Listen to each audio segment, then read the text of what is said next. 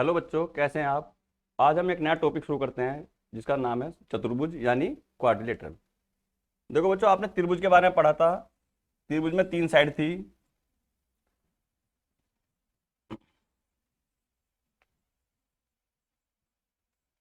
अब इस चैप्टर में हम पढ़ेंगे चतुर्भुज यानी जिसके अंदर चार भुजाएं हों।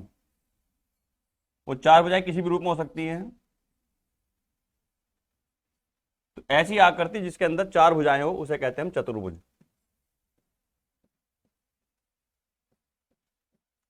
यानी क्वाड्रिलेटरल। तो जैसा आपने त्रिभुज में पढ़ा था, तीन भुजाएं थी तो तीन शीर्ष थे और तीन ही उसके अंदर कोण थे। तो यहाँ चार शीर्ष होंगे, ए बी सी डी।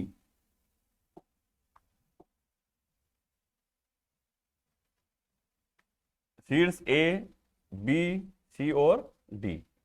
चार ही एंगल होंगे, ए, बी, सी और डी। ये तो आपके वर्टेक्स थे, शीर्ष थे। ये एंगल यानी कोण। तो कोण ए, कोण बी, कोण सी और कोण डी। वहां तीन भुजाएं थी, यहाँ चार भुजाएं होंगी। देखिए, अगर ए से स्टार्ट करते हैं तो ए बी भुजा,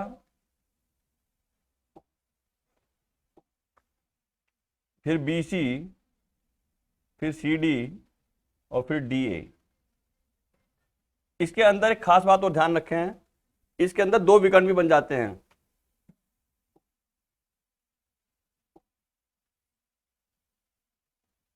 यानी डायगोनल्स।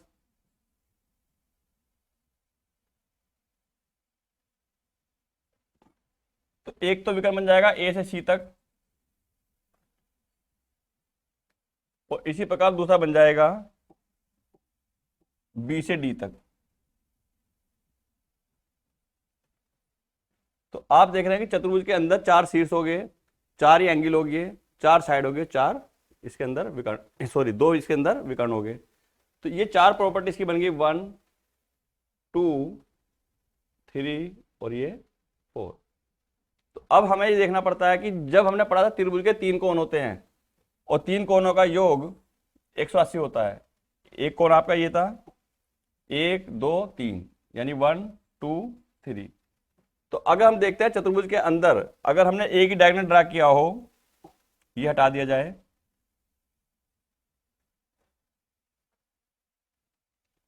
तो ये डायगोनल अगर हमने हटा दिया, तो अब हम इसको बाद स्टडी करें तो हम कहते हैं इसके अंदर दो त्रिभुज बन रहे हैं, एक त्रिभुज ये, दूसरा त्रिभुज ये। तो अब हम ये कहते हैं कि इसके अंदर जब दो त्रिभुज बन गए तो इसके अंदर 180 डिग्री का कोण यहां बनेगा, 180 डिग्री का कोण इस त्रिभुज के अंदर बनेगा। तो चतुर्भुज के चार कोणों का योग 360 डिग्री होता है। इसको भी आप सिद्ध भी कराएंगे कैसे होता है। तो अभी तो केवल आपको आकृति याद रखनी है। तो ये समांतर चतुर्भुज हो सकता है, ये वर्ग भी हो सकता है, ये आयत भी हो सकता है। देखिए, अगर आपने चार भुजाएं ली और दो संलग्न भुजाओं के बीच में 90 डिग्री का कोण लिया, आमने सामने की भुजाएं बराबर हैं, समांतर हैं, ऐसी ये आपस में भुजाएं बराबर हैं और समांतर हैं, तो ये बन जाता है आपका आयत। अगर चारों भुजाएं बराबर हैं आपकी और संलग्न कोण 90 डिग्री का है और विकर्ण भी बराबर हैं, देखिए आयत के विकर्ण बराबर होते हैं और वर्ग के विकर्ण भी आपस में बराबर होते हैं। तो ये आपके दो नाम, एक आयत जिसे आप रेक्टेंगल कहते हैं और ये वर्ग जिसे आप स्क्वायर कहते हैं। इसके अतिरिक्त आप कह सकते हैं कि हम केवल पैरेललोग्राम बना दिया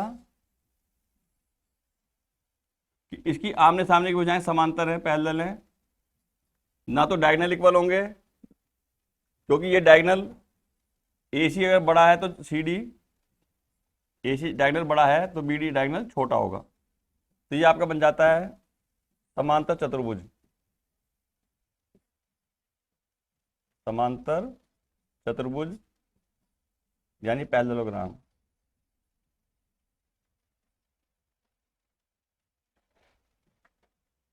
एक होता है आपका समचतुर्भुज जिसे आप कहते हैं रोम्बस।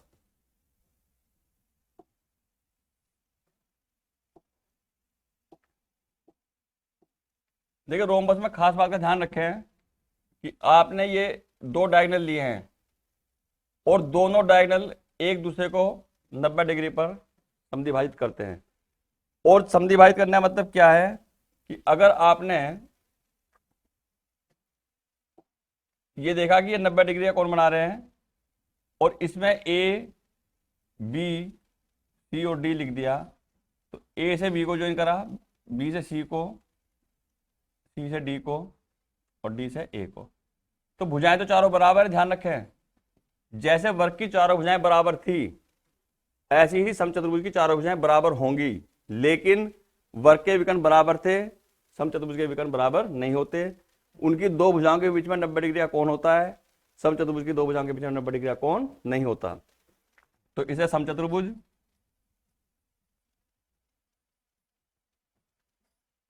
या रोम्बस आप कहते हैं। अब इसके बाद समलंबी आता है। इसकी दो भुजाएं समांतर हो सकती हैं, लेकिन जो दो भुजाएं समांतर होती हैं वो कभी बराबर नहीं होती, ध्यान रखें। और जो असमांतर भुजाएं हैं वो बराबर भी हो सकती है और नहीं भी। तो अगर हमने इस तरीके से आकृति बना दी ए बी सी डी, तो ये दो भुजाएं समांतर हैं, तो इसे हम कहते हैं समलंब।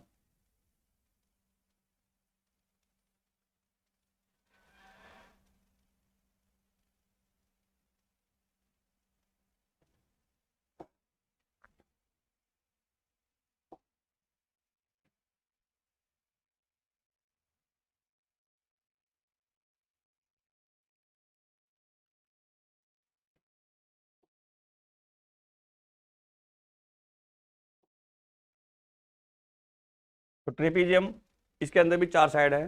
तो अब आप स्टडी जब करेंगे तो चतुर्भुज के बारे में अध्ययन करेंगे और इसमें जिस क्वेश्चन में जो कंडीशन आए वहां उसको हम अप्लाई करेंगे। देखिए अब फर्स्ट प्रॉपर्टी क्या है कि चतुर्भुज के चारों अंतः कोणों का योगफल 360 डिग्री होता है। तो सबसे पहले आपको ये सिद्ध करना है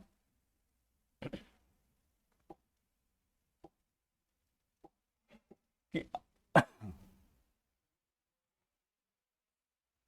अभी हमने एक चतुर्भुज बना लिया, ये ए बी सी डी।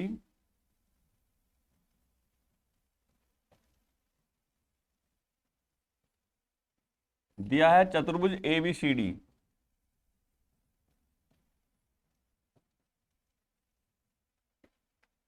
ये तो गिवन,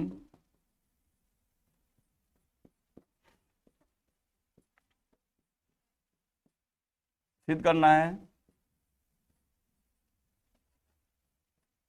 कि चार कोण यानी कोण ए प्लस कोण बी प्लस कोण सी प्लस कोण डी बराबर 360। तो चारों अंतः कोणों का योग 360 डिग्री सिद्ध करना है। तो इसके अंदर रचना करनी पड़ेगी आपको कंस्ट्रक्शन कि सबसे पहले इस विकर्ण AC को ज्वाइन कर देना।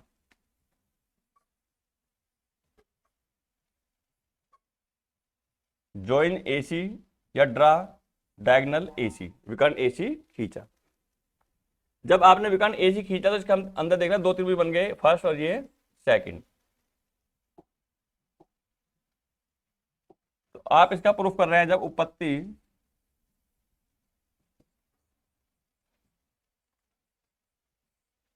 तो हम त्रिभुज लेके चलेंगे। पहले फर्स्ट त्रिभुज ABC, त्रिभुज ABC में देखिए अब तक हम कहते थे कोण A यानी एंगल A।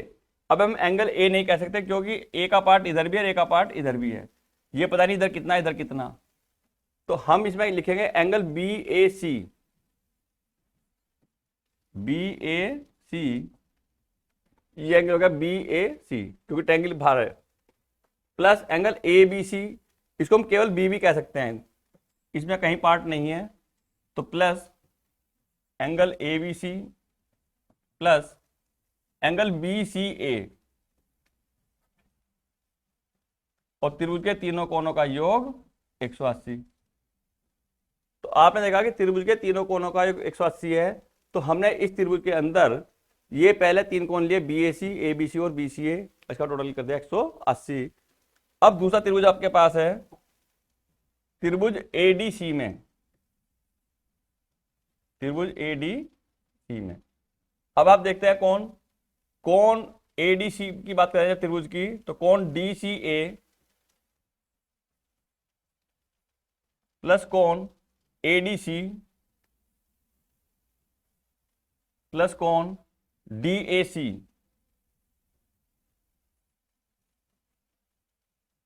ये भी आपका 180 डिग्री। तो अब हमारे पास दो समीकरण हो गई, दोनों को जोड़ दें। समीकरण एक व समीकरण दो को जोड़ने पर,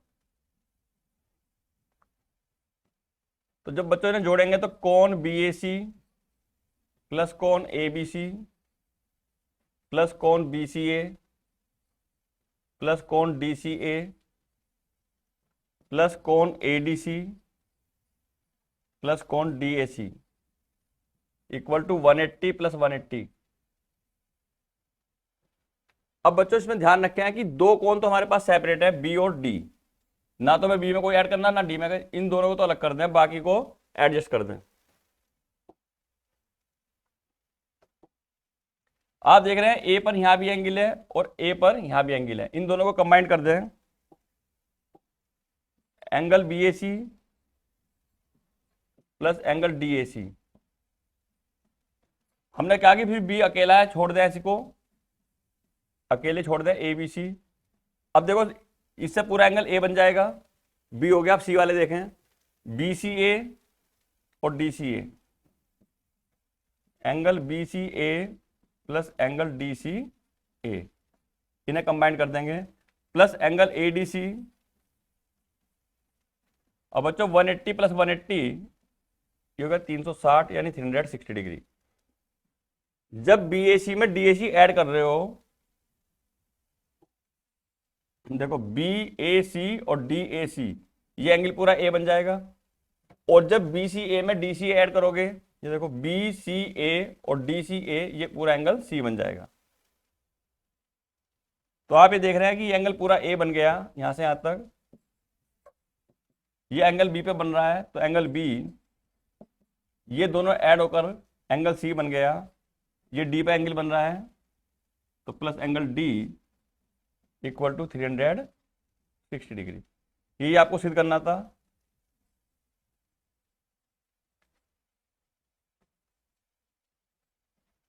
करना कुछ नहीं था स्पेशल, केवल ये ध्यान रखना है त्रिभुज के तीनों कोणों का योग 180 है, और उसकी प्रॉपर्टी के अनुसार ये बस ध्यान रखना कि ये जो सी है और ये ए है, ये हमें कंबाइन करने हैं, बाकी बी और डी को सिंगल में छोड़ना है। तो आपके चार कोण बन जाते हैं, कोण ए प्लस कोण बी प्लस कोण सी प्लस कोण डी बराबर 180 प्लस 180 यानी 360। ये दोनों थे ना 180 180, टोटल आ गया इसका 360। तो ये हमें सिद्ध करना था, आपकी समझ में आ गया होगा। चलिए नेक्स्ट क्वेश्चन।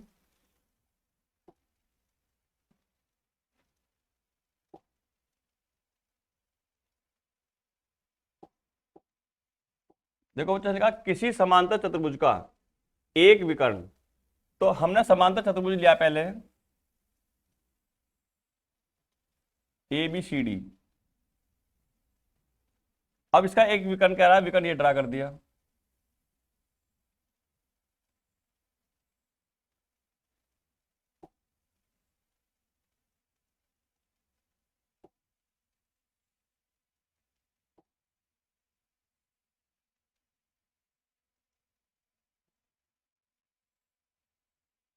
ये आपका विकर्ण हो गया ए सी। उसे दो सर्वांगसम त्रिभुजों में विभाजित करता है।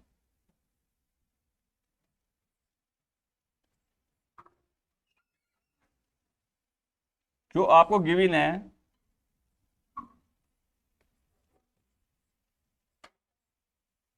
ये एक चतुर्भुज दिया गया है, समांतर चतुर्भुज यानी पैरेललोग्राम।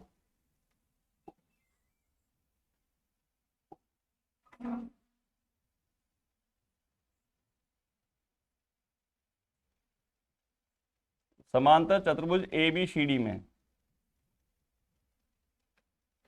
विकर्ण ए सी,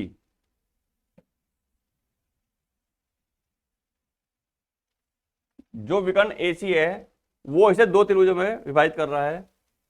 ए सी एक विकर्ण है, अब जो सिद्ध करना है कि एक त्रिभुज ये और दूसरा त्रिभुज ये सर्वांग सम है।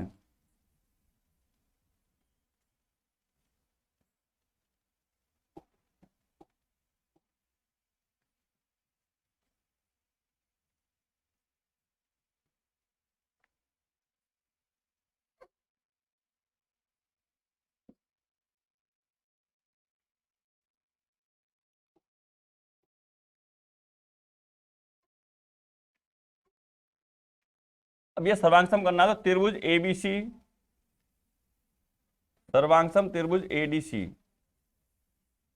तो बच्चों दो त्रिभुज हमारे पास हैं, एबीसी और एडीसी। इन दोनों त्रिभुज को हमें सर्वांग सम सिद्ध करना है। तो जब इसका प्रूफ करेंगे तो पहले त्रिभुज एबीसी लेंगे और फिर त्रिभुज एडीसी लेंगे। त्रिभुज एबीसी तथा त्रिभुज एडीसी में हम ये कह रहे हैं कि इसकी जो ए बी भुजा है ये इसके सी डी के बराबर है। भुजा ए बी बराबर भुजा सी डी।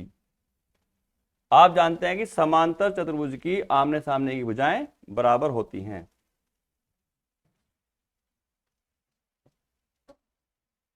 जब यह वर्ड आता है समांतर चतुर्भुज,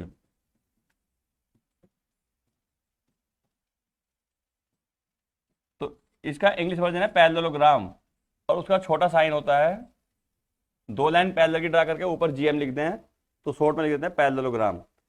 तो अब इसमें हमने लिखा A B equal to C D, तो पैरेललोग्राम की सम्मुख भुजाएं। कोई पूछा क्यों बराबर है, कि समांतर चतुर्भुज की सम्मुख भुजाएं बराबर होती हैं। जब ये दोनों बराबर हैं तो आप देखोगे कि अब ये जो बची ये भी आपस में बराबर होंगी। तो BC बराबर AD, इसमें भी यही प्रॉपर्टी आ जाएगी सेम। और आप देख रहे हैं कि AC दोनों में आ रहा है, ये कॉमन है, उभयनिष्ठ है। तो AC बराबर AC।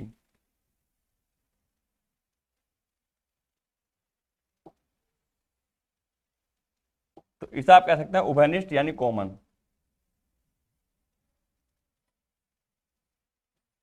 जब इस त्रिभुज के अंदर इसकी तीनों भुजाएं दूसरे त्रिभुज की तीनों भुजाओं के अलग अलग बराबर हैं, तो त्रिभुज ABC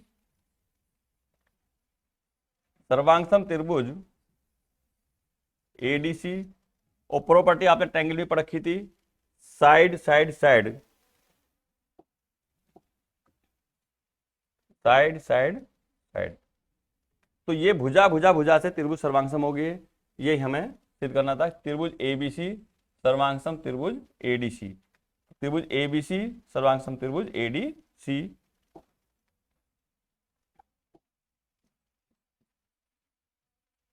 हेंस प्रूव्ड।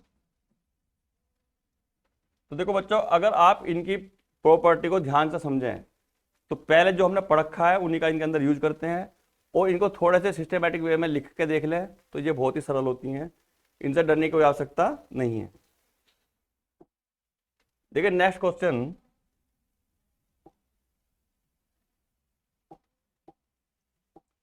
इसे कहा एक समांतर चतुर्भुज में सम्मुख भुजाएं बराबर होती हैं। समांतर चतुर्भुज दिया गया आपको,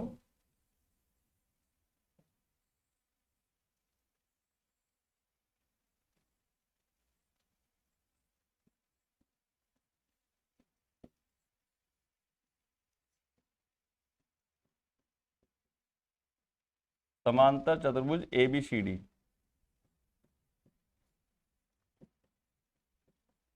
कि एक समांतर चतुर्भुज में सम्मुख भुजाएं बराबर होती हैं, ये हमें सिद्ध करना है।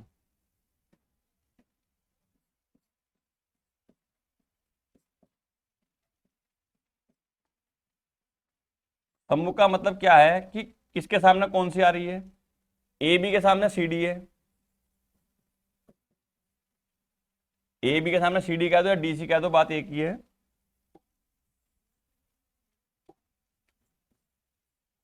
एक पार्ट तो ये प्रूफ करना है, और दूसरा आप देख रहे हैं BC के सामने DA है या AD है, ये दोनों आपस में बराबर है, ये दोनों आपस में बराबर हैं। तो आपने पूछा कि एक समांतर चतुर्भुज में सम्मुख भुजाएं बराबर होती हैं, तो इसके अंदर ये तो गिवन था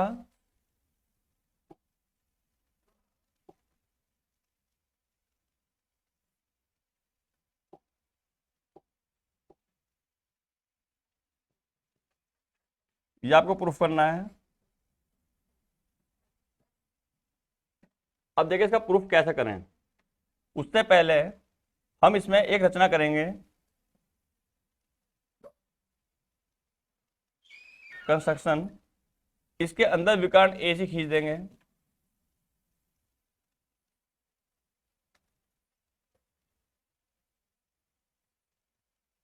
विकर्ण ए सी खींचा, या ज्वाइन ए सी, या ड्रा डायगोनल ए सी। बच्चों इसकी उत्पत्ति करेंगे।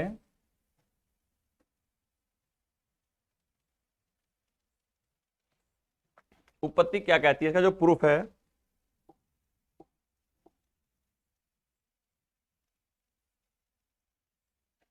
देखिए प्रूफ में हम देख रहे हैं कि ए बी और डी सी, ये और ये बराबर लानी है, और ये और ये बराबर लानी है। अभी हमने इससे पहले क्वेश्चंस में ये यूज किया था कि समांतर चतुर्भुज की सम्मुख भुजाएं बराबर होती हैं, अंडरस्टूड थी कंडीशन। लेकिन यहाँ कह रहा है कि होती हैं, ये आपको मालूम है, लेकिन कैसे होती है सिद्ध करना है। तो अब आपको पता है कि भाई बराबर तो होती है, लेकिन कैसे सिद्ध करें ये हमें बताना है, ये सिद्ध करके दिखाना है कि ये बराबर हैं। तो देखो बच्चों, अब इसमें बराबर सिद्ध करना है। तो यहाँ भी हमारे पास दो ट्रायंगल हैं, एक ये दूसरा ये। अब हमें इसको सिद्ध करना है। देखो आपने पहले पढ़ रखा है कि अगर दो रेखाएं समांतर होती हैं, पहले कहा था कि समांतर चतुर्भुज में, तो जब समांतर की बात कर दी तो आप देख रहे हैं कि ये भुजा इसके समांतर है और ये भुजा इस भुजा के समांतर। इतनी बात जरूर याद रखें कि आमने सामने की भुजाएं समांतर हैं। तो आप ये कह रहे हैं कि इस त्रिभुज में और इस त्रिभुज में हम अंतर करने से पहले ये देख रहे हैं कि ये भुजा इसके समांतर है, ये इसके समांतर है। तो आपने ये पढ़ रखा था कि ये कौन, वेरी गुड, आपने बता दिया पहले ही कि ये एकांतर कोण होते हैं, अल्टरनेट इंटीरियर एंगल्स, एकांतर अंतः कोण, और इसलिए आपस में कैसे होते हैं, बराबर। तो आपने यहां मार्क कर दिया एंगल 1, यहां कर दिया मान लीजिए एंगल 2, इसमें 3 और इसमें 4। तो आपने दो कंडीशन देखी, ये 2, ये 3 और ये 4। तो आपने नंबरिंग दे दी 1 2 3 4, पहचान करने के लिए मैंने लाइन भी ड्रा कर दी इसके अंदर। तो अब हम ये देख रहे हैं कि हमारे पास दो त्रिभुज हैं, एक ABC और दूसरा ADC। त्रिभुज ABC तथा त्रिभुज ADC में देखो बहुत छोटी सी बात याद रखनी है बस, केवल हम ये कह रहे हैं कि एंगल 1 इक्वल टू एंगल 3, नाम भी नहीं लिखा, ये लिख दिया एंगल 1 इक्वल टू एंगल 3। अभी आपने बताया था ये रहा, ये 1 था और ये 3 था आपका। क्यों?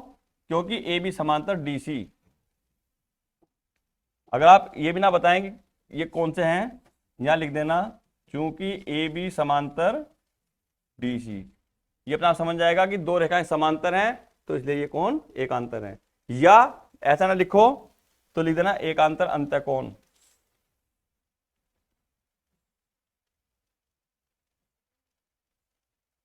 यहां लिख देना एकांतर अंतःकोण।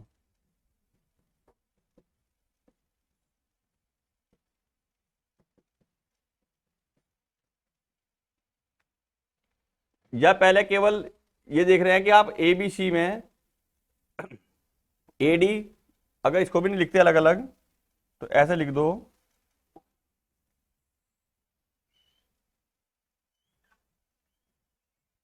यहां लिख दो AB समांतर DC,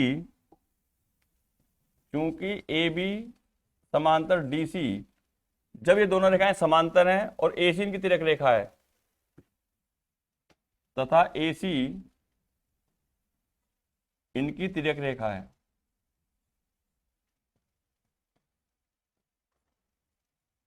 तो इसलिए एंगल 1 इक्वल टू एंगल 3। जब आपका एंगल 1 एंगल 3 के इक्वल हो गया, आप क्या लिखोगे, BC समांतर AD, BC समांतर AD तथा देखो ये दोनों रेखाएं समांतर हैं। अब तो इनके दोनों की तिर्यक रेखा ये थी, अब दोनों की तिर्यक रेखा AC है तथा AC इनकी तिर्यक रेखा है, यानी जो ट्रांसवर्सल है वो AC है। तो इसलिए ये कंडीशन बन गई आपकी, देखो DA बी और सी। अब हम ये देख रहे हैं कि इसके अंदर ये लाइन हटा दें, तो इसके बाद ये थी और ये थी और ये था। तो आपने देखा कि ये कोण इस कोण के बराबर था, तो कोण 4 कोण 2, तो ये एंगल 2 इक्वल टू एंगल 4।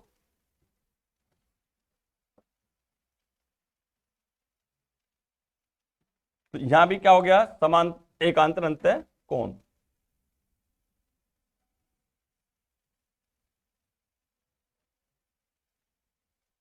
तो सबसे पहले आपने प्रूफ कर लिया कि भाई एक 3 के बराबर है, 2 4 के बराबर है। अब हम इस ट्रायंगल को लेकर चलेंगे ए बी सी और ए डी सी।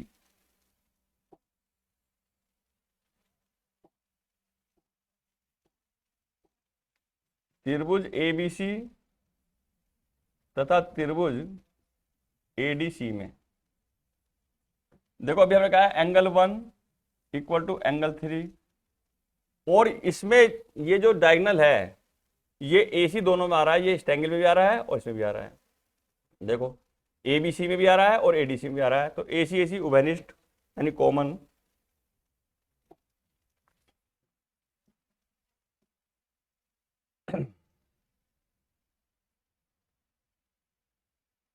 और एंगल 2 इक्वल टू एंगल 4, ये हमने ऊपर सिद्ध किया है।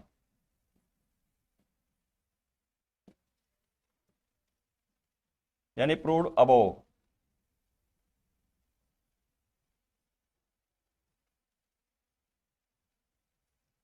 तो आपने देखा कि triangle ABC congruent to triangle ADC, angle side angle, property होगी एंगल साइड एंगल। जब ये ट्रायंगल कॉन्ग्रुएंट हो गए तो आप ये देख रहे हैं कि दो ट्रायंगल कॉन्ग्रुएंट हैं, तो इनके जो कोरस्पोंडिंग पार्ट्स होंगे वो इक्वल होंगे। तो अब आप देख रहे हैं कि एंगल 1 और एंगल 3 का रिलेशन था, तो उसके अकॉर्डिंग जो डायगोनल के बाद साइड बची थी वो है ए बी और ये है सी डी। तो आपकी A B equal to D C हो जाएगी, इसलिए A B equal to D C. और दूसरी आप देखेंगे कि इस डायगोनल से ये साइड इसके इक्वल हो जाएगी, तो B C equal to A D, B C equal to A D. तो ये आपको सिद्ध करना था कि आमने सामने की भुजाएं बराबर होती हैं, ये आपने सिद्ध कर दिया। तो सबसे पहले आपने एकांतर कोण सिद्ध करे और फिर त्रिभुज एबीसी को त्रिभुज एडीसी के सर्वांग सिद्ध कर दिया। जब ये सर्वांग हो गया तो संगत भाग आपस में बराबर हो गए। तो ये आपको सिद्ध करना था A B equal to D C और B C equal to A D, यानी समांतर चतुर्भुज की आमने सामने की भुजाएं आपस में बराबर होती हैं। चलिए नेक्स्ट क्वेश्चन।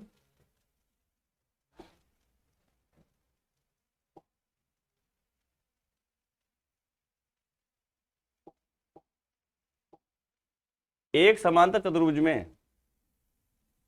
सम्मुख भुजाएं बराबर होते हैं, तो हमने सिद्ध कर दिया अभी। नेक्स्ट क्वेश्चन देखते हैं।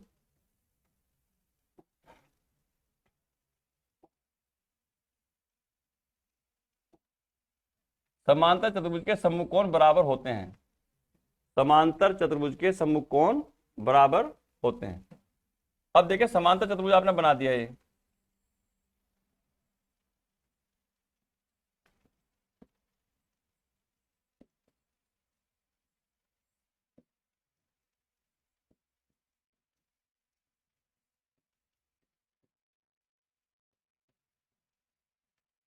एक पैरेललोग्राम है ए बी सी डी।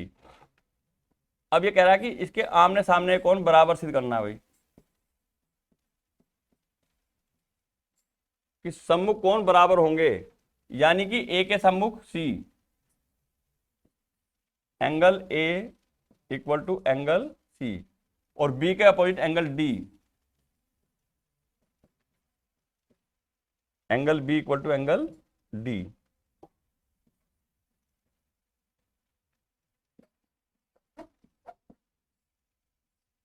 रचना करनी है इसके अंदर, इसके अंदर भी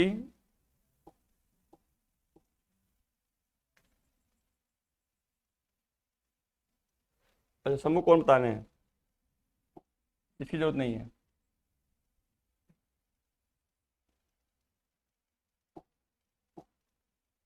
अब देखो ये तो गिवन है, ये टू प्रूव।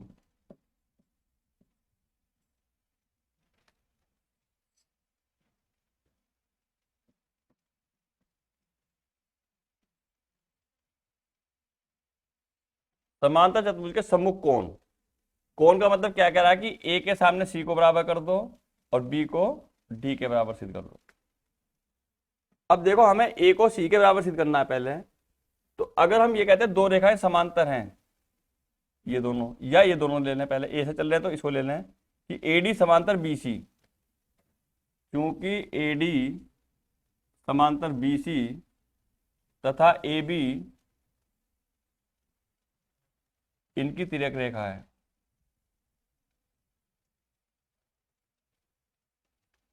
तो तुमने पढ़ रखा है कि तिर्यक रेखा के एक ही ओर, जैसे पढ़ा था ना, अगर दो रेखाएं समांतर हैं तो इस रेखा के एक ही ओर बने कोणों का योग, वेरी गुड, 180 होता है। इन्हें कहते हैं क्रमागत अंतःकोण। तो आप ये कह रहे हैं कि ये दोनों रेखाएं समांतर हैं और ये दोनों आपस में समांतर हैं। तो पहले हमने लिखा एडी और बीसी समांतर हैं, ये इनकी तिर्यक रेखा है। तो इसलिए कोण ए प्लस कोण बी बराबर 180 डिग्री।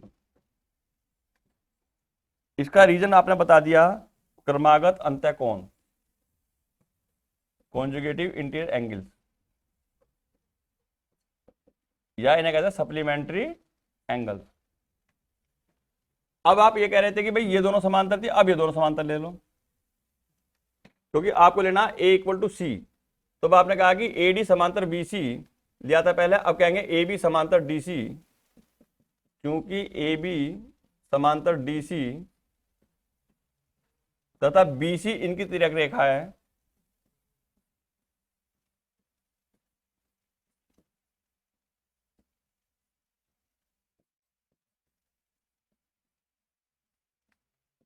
अब जब बच्चों ये तिर्यक रेखा है इनकी, ये दोनों समांतर हैं, तो एंगल बी प्लस एंगल सी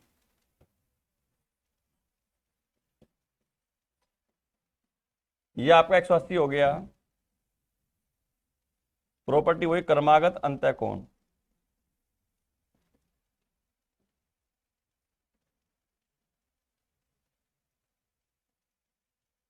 क्रमागत अंतःकोण।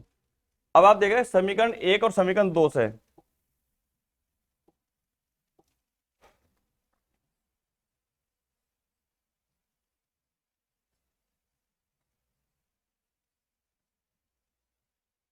दोनों के आरएचएस सेम है, तो इनके एलएचएस सेम होंगे।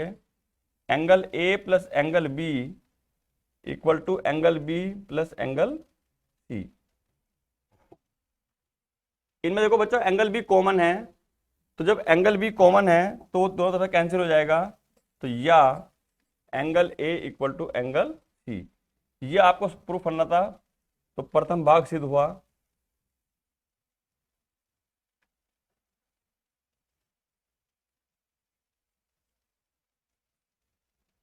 अब आपने जैसे प्रथम भाग सिद्ध किया है, तो इसी प्रकार जो हमें प्रूफ करना है बी और डी उसे भी कर सकते हैं। कि जैसे हमने पहले ये दोनों समांतर ली थी और तिर्यक रेखा इसे यूज किया था, अब हम तिर्यक रेखा सी डी को यूज कर लेंगे और फिर इन दोनों समांतर लेंगे, इसको यूज कर लेंगे। तो लिख देंगे इसी प्रकार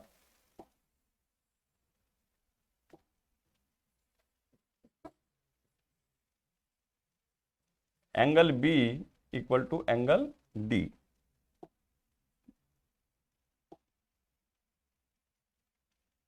इसे बच्चों आप अलग से भी कर सकते हो और इसी प्रकार भी लिख सकते हैं। तो ये आपका सेकंड पार्ट है। मैंने बता दिया कि अगर प्रूफ करना चाहो तो प्रूफ भी कर सकते हो दोबारा से, जैसे स्टेटमेंट लिखा था कि ए डी समांतर बी सी, अब इनकी डी सी यहां हो जाएगा, डी सी इनकी तिर्यक रेखा है, ये ना लेकर ए बी, डी सी इनकी तिर्यक रेखा है, तो angle C plus angle D equal to 180 हो जाएगा। और फिर इन दोनों को लेंगे तो एंगल डी प्लस एंगल ए हो जाएगा। तो हम देख रहे हैं कि एंगल डी कॉमन हो जाएगा, ये सी एंगल कॉमन हो जाएगा, तो angle A equal to, sorry ये लिया था हमने कि बी और सी 180 और सी और डी 180, तो सी कॉमन हो जाएगा, तो angle B equal to angle D हो जाएगा। ये प्रूफ कर सकते हैं। तो इसमें पहले तो ये ले लो फिर ये दोनों ले लो। तो पहले बी प्लस सी 180, फिर C plus D equal to 180, C common हो जाएगा, कैंसिल हो जाएगा, तो बी इक्वल टू डी हो जाएगा। तो ये आपको सिद्ध करना था। चलिए नेक्स्ट क्वेश्चन देखते हैं।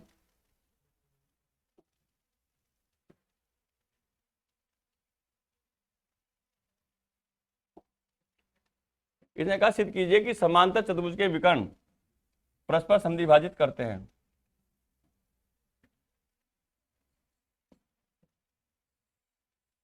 ये आपका समांतर चतुर्भुज है,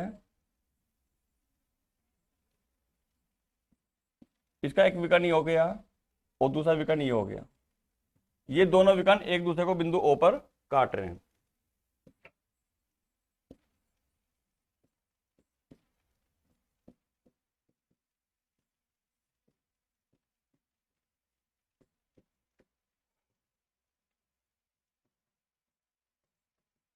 समांतर चतुर्भुज ए बी सी डी में आपने कहा कि विकर्ण ए सी और विकर्ण बी डी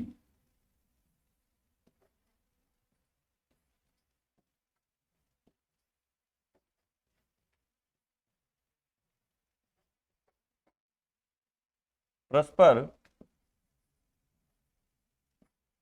बिंदु ओ पर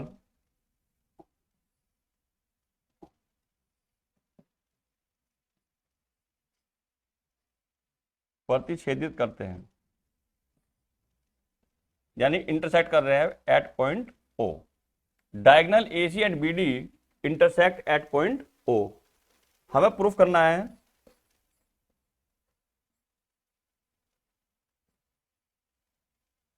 किसी का विकर्ण परस्पर समद्विभाजित करते हैं, यानी दो बराबर हिस्सों में बांटते हैं, यानी ओ से ए तक का हिस्सा ओ से सी तक के हिस्से के बराबर होगा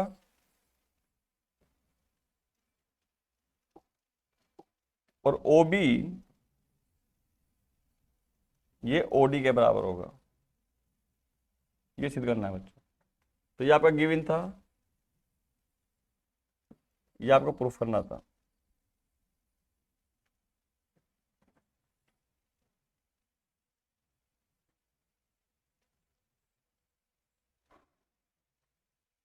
अब देखिए इसके अंदर हम कोई से भी दो ट्रायंगल ले लें आमने सामने, चाहे तो ये और ये ले लें, चाहे ये और ये ले लें।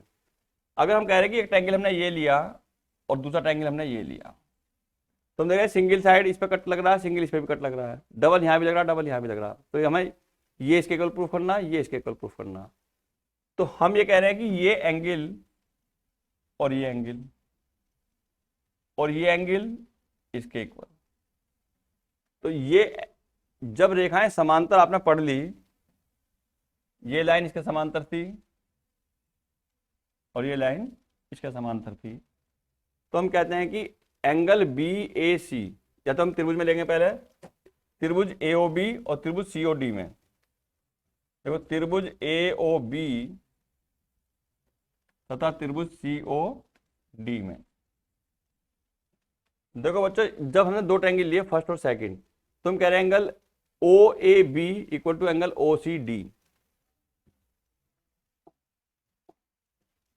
Angle O A B equal to angle O C D. तो आप देख रहे हैं कि ओ ए बी और ओ सी डी ये एकांतर कोण हो गए, एकांतर अंतःकोण। अब बच्चों A B equal to C D,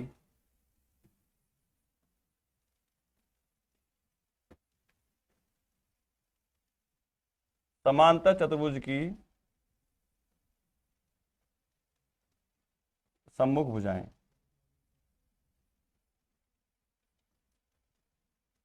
opposite sides of a parallelogram are equal. तो समांतर चतुर्भुज की सम्मुख भुजाएं आपस में बराबर होती हैं। अब आप देख रहे हैं कोण ओ बी ए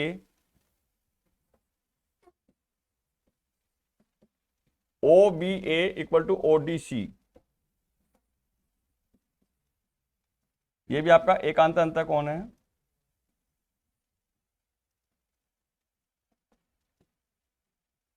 यानी अल्टरनेट इंटीरियर एंगल। तो आपने देखा कि ट्रायंगल एओबी में अलग अलग तीन कंडीशन सीओडी के बराबर हैं।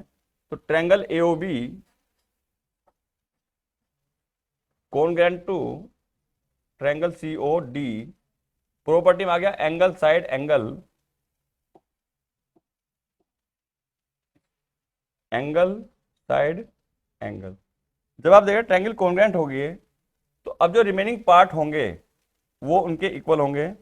कैसे? आपने देखा कि ये सिंगल हमने एंगल बनाया था, यहां सिंगल एंगल बनाया था, तो इस पैरेलल साइड के बीच में सिंगल एंगल हैं दोनों। तो इसके हम कहां से चले थे? ओ से। तो जब ओ से चले इस एंगल तक तो कौन सी साइड बनी? ओ ए। अदर कौन सी बनी? ओ सी। तो ये बन जाएगा ओ ए इक्वल टू ओ सी।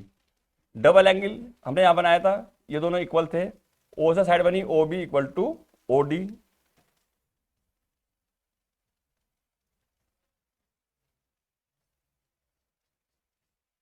तो बच्चों जब ट्रायंगल कॉन्ग्रुएंट हो गए तो जो रिमेनिंग पार्ट्स हैं वो आपस में इक्वल होंगे। तो C P C T corresponding parts हो गए। तो आपने देखा कि ओ ए इक्वल टू ओ सी और O B equal to O D, यानी कि जो विकर्ण है वो परस्पर समद्विभाजित करते हैं। इंटरसेक्ट तो कर रहे थे ओ पॉइंट पर, लेकिन ये आपस में बराबर भी थे, तो इसलिए कहेंगे परस्पर समद्विभाजित करते हैं। आपकी समझ में आ गया क्वेश्चन?